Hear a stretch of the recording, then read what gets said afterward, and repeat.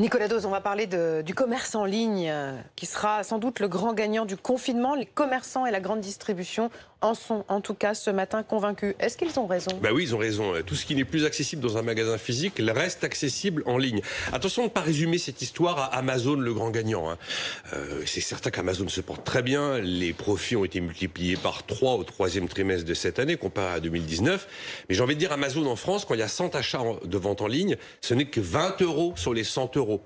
D'accord, c'est pas négligeable. Il y a quand même plein d'autres acteurs comme Cdiscount, comme VP ou encore Le Bon Coin. Mais quoi qu'il en soit, c'est le e-commerce qui profite de cette crise. C'est mécanique. Ils restent ouverts et ils ne connaissent aucune restriction. Donc évidemment, ils vont en profiter. C'est pour ça d'ailleurs que les commerçants, les distributeurs, toutes les fédérations essayent d'obtenir l'interdiction du Black Friday. Vous savez, la super grande promo du 27 novembre. Alors Amazon a pris les devants déjà en faisant pause sur sa campagne de communication sur les promotions déjà en cours avant les super promos du 27 novembre. Mais on voit que l'exécutif est dans un corner absolu. Évidemment, à Bercy, on a compris qu'il y avait une distorsion de concurrence entre le e-commerce et le commerce physique. Ça crève les yeux.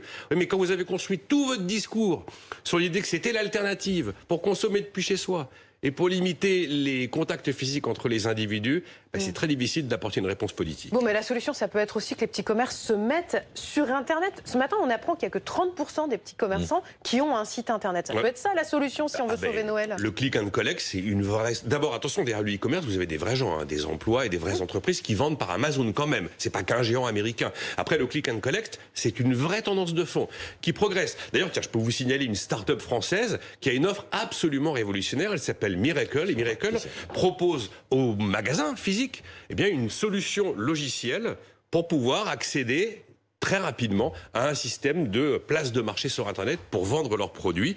Donc oui, effectivement, la solution, c'est de digitaliser les PME. On a du retard là-dedans. Et d'ailleurs, le gouvernement a mis 100 millions d'euros. Ça paraît un peu dérisoire. Après, chacun individuellement peut décider que pendant le confinement, il n'achète pas en ligne, justement parce qu'il est soucieux de cette distorsion entre les deux acteurs.